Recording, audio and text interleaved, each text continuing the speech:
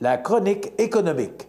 Une présentation des services financiers Raymond Sanson, 118 Avenue de la Gare, Montmagny, 418-248-3583. Voilà, ben nous y sommes. Encore Monsieur une fois. Sanson, bonjour. Bon matin. Et chronique économique du lundi matin. Oui. Raymond, aujourd'hui... Dernière journée aujourd'hui pour envoyer ta déclaration d'impôt. Il faut qu'elle soit faite puis postée avant pas 6 le 30 heures. avril? Oui, mais c'était hier soir, c'était dimanche. Fait qu'on donne une journée de plus aux maisons de comptables pour poster. C'est le 1er mai aujourd'hui, donc si vous n'avez pas produit votre déclaration d'impôt, vous avez un sérieux problème. Mais pour ceux qui l'ont Produit, envoyé... 85 passants sont déjà envoyés. Là. OK. Il reste 15 là, les retardataires. Mais sur une vingtaine de millions de déclarations à produire, là, ça commence à faire du stock. Là. Je comprends pas, moi, qu'il y a encore des gens... J'ai de la misère à comprendre ça. On sait qu'à chaque année, le 30 avril ou le 1er mai, on sait qu'on doit produire. C'est une loi. On ne peut pas passer à côté. Maintenant, la question qu'on se pose aujourd'hui, pour les gens qui ont un retour d'impôt... Oui. Les chanceux. 1 000, 2 000, oui, puis il semblerait qu'il y ait quand même un fort pourcentage de gens qui reçoivent un retour d'impôt. On fait quoi avec? Bon, alors d'abord, félicitations à ceux qui reçoivent un retour d'impôt. Tout dépendant de la façon dont vous l'avez économisé, cet impôt-là, je vous dirais bravo. Parce qu'il faut quand même comprendre qu'il y a beaucoup de... Moi, je suis surpris. Quand un contribuable me dit, ben en faire tenir plus à chaque semaine, puis quand j'ai mon retour d'impôt le printemps, ben ça me permet de payer mes taxes. Allô? Ah ben oui, c'est vrai. Il y a un compte de taxe aujourd'hui à payer. Compte de taxe municipale. Oui. J'ai dit, voyons, mais j'ai dit, tu dois être capable de budgéter ça différemment pour pouvoir avoir ton argent. Écoute donc. Alors, il y a une mentalité qui s'est installée où on pense que parce qu'on se fait retenir plus d'impôts, c'est la meilleure chose à faire pour pouvoir économiser en prévision de payer nos taxes.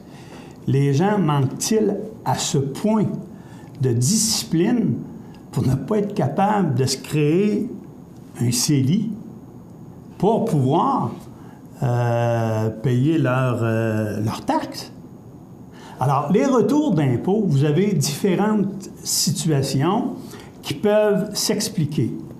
D'abord, moi, je suis un fervent de dire aux gens qui ont réussi à avoir un retour d'impôt, surtout si ce retour d'impôt est dû à un investissement à l'intérieur d'un REER, lorsque le retour d'impôt ou l'avis de cotisation positif revient avec un chèque, réinvestis-le tout de suite dans ton REER. Ce montant-là, plus ce que tu as pris l'habitude de prendre, va faire en sorte que l'année prochaine, tu auras un plus gros montant de REER d'accumuler et tu auras une plus grande réduction d'impôts, donc un meilleur retour encore. Et ainsi de suite. Et la boule va aller en grossissant d'année en année. Pour ceux qui peuvent le faire, là, c'est le meilleur investissement. Dans le REER, pas dans le CELI. Non, dans le REER, parce que je vais avoir un plus gros retour d'impôt l'année prochaine. Maintenant, il faut s'entendre. Si vous avez pris 2000 pièces de REER cette année, puis vous n'augmentez pas de salaire, puis c'était le maximum que vous pouviez faire, je peux comprendre que vous restiez au même montant, pas de trouble avec ça, mais si vous êtes capable de le faire, investissez votre montant de retour d'impôt dans le REER.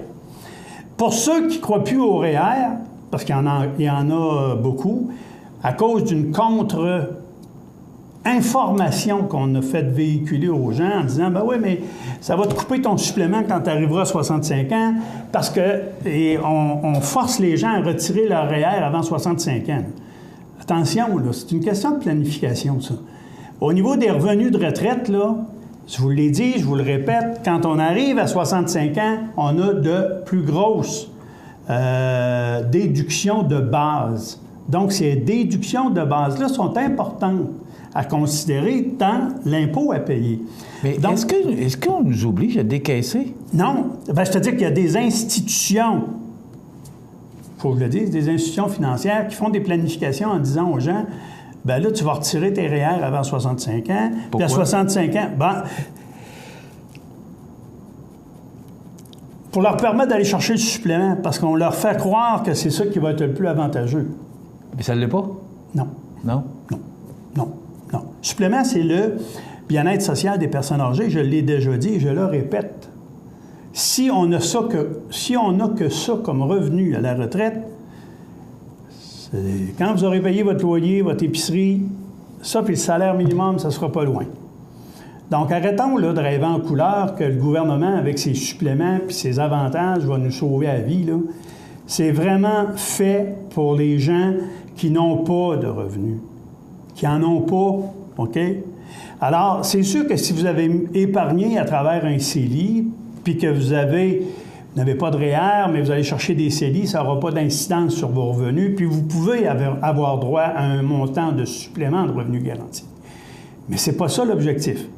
L'objectif, c'est d'avoir une retraite. Si vous rêvez d'une retraite, comme j'ai déjà dit, qui vous permet d'aller prendre votre marche, peu importe où, de payer votre loyer, de payer votre bouffe, mais de ne pas prévoir de voyage, de sortie, de vous gâter ou quoi que ce soit en vous disant « Je ne me suis jamais gâté, je ne me gâterai pas plus là ». Ça, c'est correct. C'est vos rêves à vous, c'est vos raisons à vous. Mais si vous rêvez d'une retraite confortable et puis d'avoir un peu de sous pour pouvoir vous permettre des soins appropriés quand vous serez rendu à l'âge vénérable de 65 ans, bien, je pense qu'il faut commencer à en mettre, là. Oubliez pas ça. Deuxièmement, les plus jeunes, les couples plus jeunes qui avaient investi un peu d'argent dans un REER, bien, c'est peut-être la meilleure occasion avec votre retour d'impôt d'ouvrir un régime enregistré d'épargne-études. OK? Si vous avez des enfants, prenez votre retour d'impôt et investissez dans un régime enregistré d'épargne-études. Un régime souple, comme celui que nous offrons, avec les possibilités de déposer le montant que vous voulez, comme vous voulez, quand vous voulez, dans des véhicules d'investissement que vous contrôlez. Ça va être la meilleure chose. N'oubliez jamais une vérité là-dessus. Là.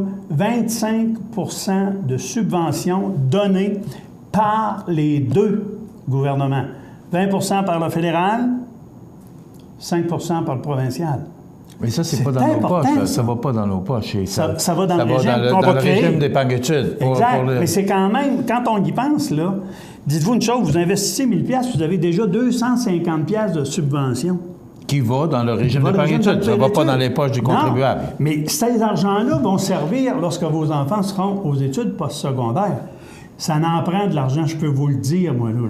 Je peux vous le confirmer. J'ai eu 2 enfants qui sont allés à l'université. Et c'est 10 000 $ par année. Par enfant? Par enfant. OK? Ça, c'était dans mon temps. Je suis obligé de vous parler de même. Il y a peut-être 20 ans de cela. Alors, il y a 20 ans, 10 000 $, aujourd'hui, on peut facilement compter entre 12 et 14 000 $ d'investissement à faire pour payer une année d'université. Ça peut être un beau cadeau pour les grands-parents aussi, envers leurs petits-enfants. Bien, tu as raison, Michel. Parce que, comme grands-parents, si on a su ou pu profiter de ces choses-là, bien, c'est peut-être le temps d'y penser puis d'aider vos enfants à en créer un. Alors, personnellement, j'ai créé un régime d'épargne-études pour mes petits-enfants. Et je vais chercher cette subvention-là de 25 %. Il n'y a pas de placement qui rapporte autant que ça. 25 % de subvention qui est déposée dans le compte, puis au gré des études de mes petits, bien, je pourrais décaisser à la mesure de leurs besoins. C'est important, ça. En quelques secondes, si jamais on a un régime d'épargne-études, exemple, un grand-parent qui fait ce cadeau-là, mais l'enfant ne va pas à l'université, qu'est-ce qui arrive avec ce montant-là? Bon, on a ramassé 5 000 $, disons, pour jaser. Ouais, OK. Alors, à ce moment-là, le capital qui aura été placé par le grand-parent lui revient. Imposable ou non imposable? Non imposable, mais les intérêts et les subventions seront retournés au gouvernement. OK? Et les intérêts ou les rendements qui auront été produits pendant la période de capitalisation pourront être retirés par le grand-parent, mais imposables. OK? OK? Alors, c'est bien certain que quand on est rendu à ce stade-là, on ne dira pas aux grands-parents, mais tu peux mettre ça dans ton REER, parce que souvent, il est rendu à l'âge de décaisser, il y a plus que 71 ans. Mais vous ne perdez pas cet argent-là, vous ne perdez que l'argent qui vous a été subventionné. Je pense Exact, que c'est le terme. exact. Alors, c'est pas compliqué. Puis, lors de prochaines chroniques, je suis en train de planifier ça, puis on verra si, avec vos systèmes, Michel, on est capable de passer une présentation que j'ai de fait, où on expliquera en détail, avec un visuel, ce que fait le régime d'épargne-études. Merci beaucoup. C'est très intéressant, cette chronique économique qui vous revient tous les lundis matins, présentée par les services financiers. Raymond Sanson, avenue de la Gare, Montmagny, 248-3583. Merci, Raymond. On se retrouve la semaine prochaine. Au revoir. Voilà, dans quelques instants, les anniversaires IGA. Et je vous rappelle que nous avons aujourd'hui le PDG du CI3S Chaudière-Appalaches, M. Daniel Paré, pour le reste de l'émission.